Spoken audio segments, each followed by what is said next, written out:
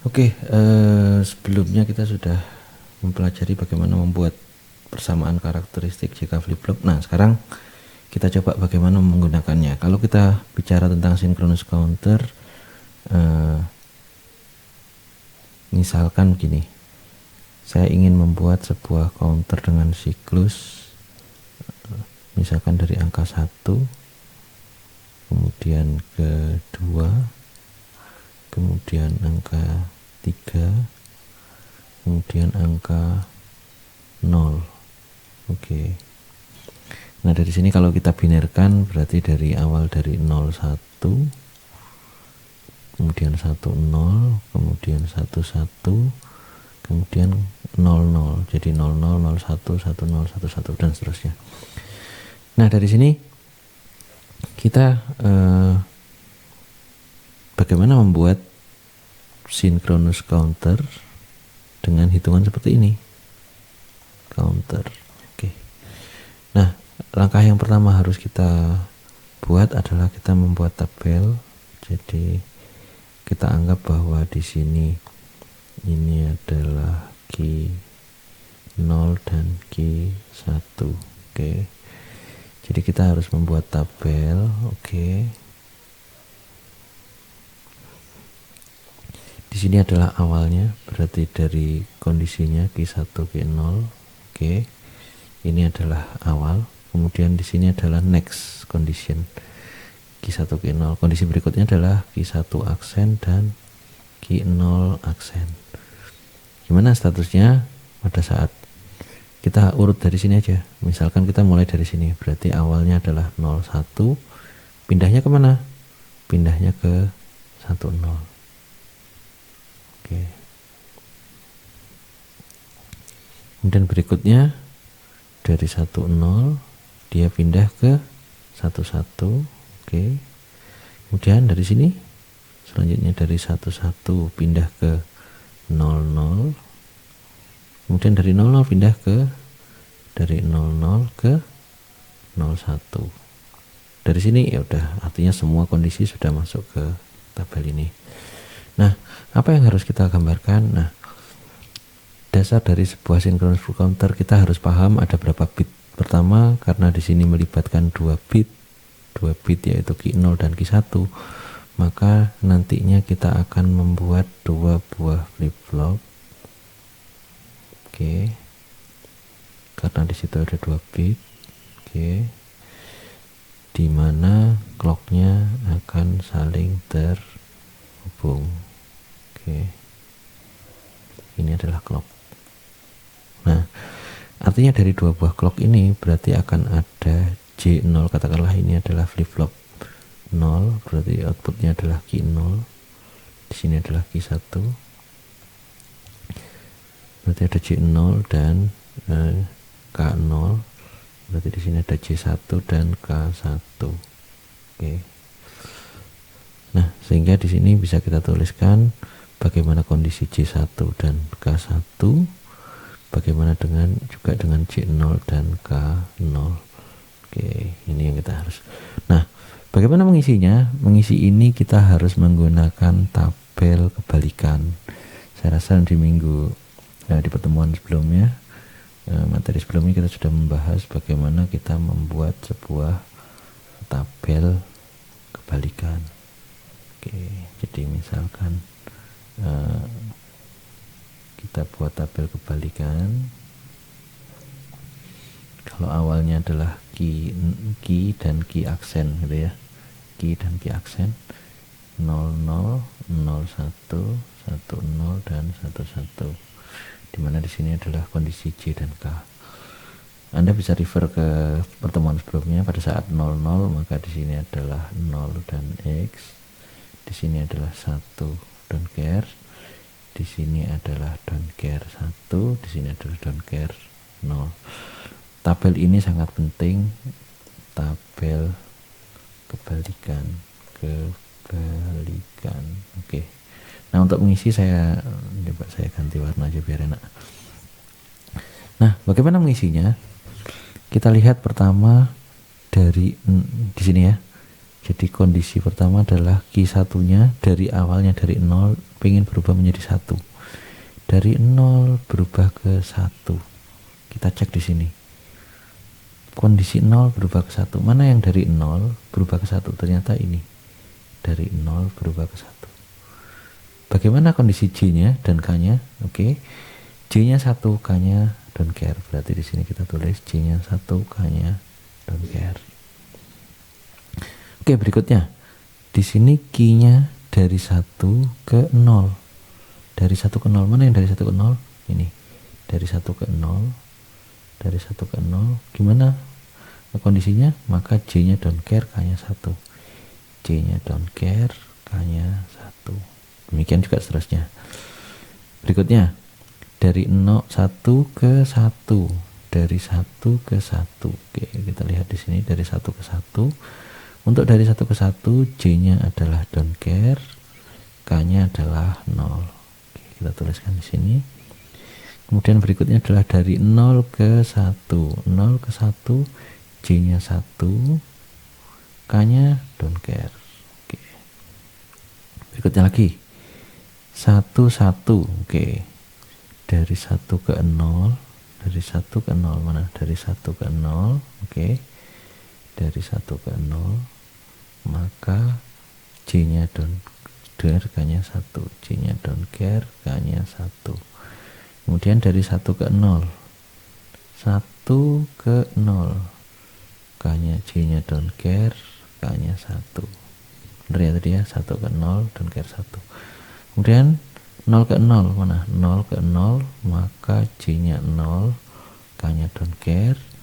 Kemudian berikutnya adalah 0 ke 1. 0 ke 1 ini yang terakhir. 0 ke 1 itu J-nya 1, K-nya don't care. Oke. Nah, kita sudah dapatkan beberapa input seperti ini. Bagaimana untuk menentukannya? Kita bisa sederhanakan tabel ini dengan menggunakan Karnaugh Map. Dengan input key dan key 0. Oke. Jadi kita maaf. Di sini kita coba saya hapus dulu aja di sini. Oke. Saya pindahkan dulu. Nah, untuk melakukan analisis ini kita perlu membuat Karnaugh Map. Jadi karena di sini ada 4 kondisi J, jadi kita akan mencari output untuk J1, K1, J0, K0. Jadi saya buat Karnaugh Map di sini. Oke. Karena inputnya ada 2, jadi Karnaugh Mapnya adalah di sini adalah Q1 dan Q0. Oke. Maka kotaknya hanya 4 karena 2 bit, hanya Q0 dan Q1. Maka di sini 01, 01. Oke. Nah, ada berapa banyak yang kita buat? Kita harus misalkan ini adalah Karnaugh Map untuk J1. Oke. Untuk memudahkan saya duplikat saja ini. Oke.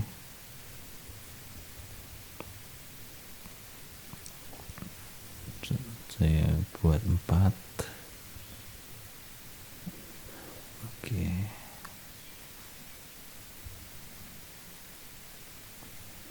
Oke, ada 4 peta Karnaugh yang harus kita buat.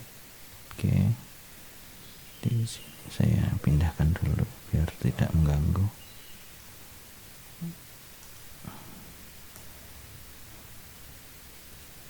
Oke. Oke. Nah, sekarang kita kembali ke sini. Jadi bagaimana dengan kondisi pertama? Ini kita mencari untuk J1, ini adalah K1, berarti ini adalah J0 sama dengan ini adalah K0. Oke, ini adalah Karnaugh untuk J1, K1, J0, K0. Bagaimana mengisinya? Yang pertama kita awali dari baris paling atas. Oke, saya akan gunakan warna lain. Paling atas, awalnya kita melihat ke kondisi awal pada saat 01. Mana titik 01? Q 1-nya 0, Q 0-nya 1, berarti di kotak ini. Nah, kotak ini dulu yang akan kita isi dengan kondisi semuanya. Berarti C 1-nya nilainya adalah 1. Oke. Kemudian K 1-nya adalah don't care, C 0-nya adalah don't care, K 0-nya adalah 1. Oke. Dan kita lihat kondisi kedua. Q 1-nya 1, Q 0-nya 0. Q 1-nya 1, Q 0-nya 0. Berarti mana? Di sini. Oke. Q 1, Q 1, Q 0. Di sini berarti. Apa yang kita isi? Kita isi dengan baris yang kedua ini. Berarti di sini don't care, kemudian di sini 0, kemudian kita lihat di sini 1, kemudian yang terakhir adalah don't care. Oke. Selanjutnya baris ketiga 1 1 1 1 berarti yang di pojok kanan. Oke. Sini nilainya adalah don't care 1, don't care 1. Oke. Yang terakhir 0 0 0 0 berarti yang pojok kanan atas, nilainya adalah 0, don't care 1, don't care. Oke. Nah, dari sini kita bisa tentukan, ingat don't care itu bisa dianggap 0 atau dianggap 1. Nanti akan saya tunjukkan bahwa don't care benar-benar tidak berpengaruh pada hasil akhir. Nah, bagaimana untuk menentukannya? Oke, saya pindahkan warnanya mungkin. Yang pertama adalah di sini 1, di sini don't care. Misalkan yang di sini saya anggap 1, maka yang terjadi adalah C 1-nya adalah, kita lihat ini adalah nilainya adalah Q 0. Oke. Bagaimana dengan yang di sini? Kalau sama dengan cara yang tadi, misalkan yang di sini saya anggap 0, maka hasilnya K1 adalah Q 0 juga. Oke. Dan bagaimana dengan yang di sini? Maka karena di sini bisa saya anggap bahwa semuanya nilainya 1. Oke, ini saya maka kalau semua 1, maka di sini bisa saya katakan bahwa nilainya adalah 1. Demikian juga yang ini. Bagaimana kan 0? Karena di sini semuanya nilainya, misalkan saya anggap X-nya 1, maka di sini nilainya adalah 1. Kita bisa dapatkan berarti C 1-nya Q 0, K 1-nya adalah Q 0, C 0-nya adalah 1, K 0 adalah 1. Nah, bagaimana gambarnya? Nah, kita bisa lihat di sini. Ini adalah template-nya rangkaian sinkron. Dengan kita sudah mendapatkan nilai ini, maka kita bisa buat rangkaiannya. Berarti C 0-nya berapa? C 0-nya 1, berarti di sini logikanya adalah 1, K 0-nya adalah 1. Bagaimana di C1? C1 sama dengan Q 0, berarti kita hubungkan dengan ini. Oke. Bagaimana K1? K1 kita hubungkan dengan ini. Oke. Nah, inilah hasil rangkaian synchronous counter yang sudah kita desain. Bagaimana pembuktiannya? Mari kita sama-sama buktikan dengan menggunakan shader. Oke, saya akan coba membuat shader logic. Saya gunakan tabel baru. Oke. Nah, saya akan mencoba gambarkan rangkaiannya dengan menggunakan shader. Pertama flip flop, kita gunakan JK flip flop. Oke. Kita gunakan 2 JK flip flop. Ya. Kemudian clocknya input clock. Oke. Oke, saya besarkan sedikit gambarnya ya, biar lebih enak dilihat. Oke, clocknya rangkaiannya seperti ini. Rangkaian dasarnya adalah seperti ini. Oke.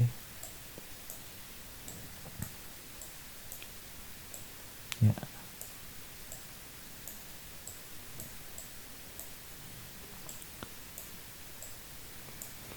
Oke, nah anggap aja ini berarti C0 K0, berarti tadi C0 dan K0 logikanya 1, berarti dua-duanya kita hubungan ke logika 1. Oke. Kemudian bagaimana input yang lain? Kalau tadi kita lihat berarti input J1K1 nya itu adalah Q0 dua-duanya, sehingga berarti saya bisa gambarkan seperti ini. Yang ini terhubung ke sini, yang ini terhubung ke sini. Oke. Gambarnya kurang lebih seperti ini. Nah, kita coba tampilkan saja langsung bahwa ini adalah Q0, berarti Q0 nya saya hubungkan ke sini. Oke. Q1 nya saya hubungkan ke sini. Oke.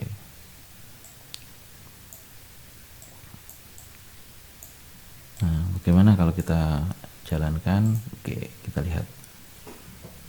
Nah, situ Anda bisa lihat bahwa angkanya benar-benar countingnya sempurna. Kenapa? Karena semua flip-flop di counting dengan sesuai dengan harapan kita, dan kita lihat hitungannya juga sesuai dengan desain kita. Berarti dari 1, 2, 3, 0 dan seterusnya. Oke, itu adalah cara mendesain synchronous counter. Terima kasih. Nanti kita lanjut.